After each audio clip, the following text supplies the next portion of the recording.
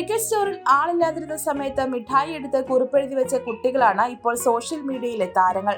പാലക്കാട് പട്ടാമ്പിയിലാണ് സംഭവം.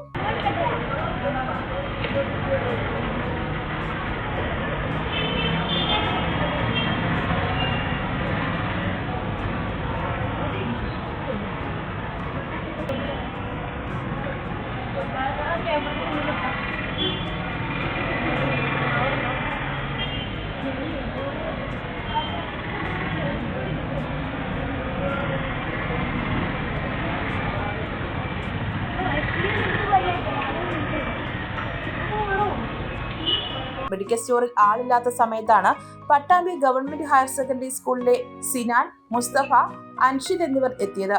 വേഗം വീട്ടിൽ പോവുകയും വേണം, അജ്മോള വാങ്ങുകയും വേണം. പിന്നെ കാത്തു നിന്നില്ല. കടയുടെ മുന്നിലെ കുപ്പിയിൽ നിന്നും ഒരു അജ്മോള എടുത്തു. എന്നിട്ട് ഞങ്ങൾ ഒരു അജ്മോള എടുക്കുന്നു, CCTV പരിശോധിച്ചോളൂ എന്നെഴുതി ഒപ്പമിട്ടാണ് വിദ്യാർത്ഥികൾ പോയത്.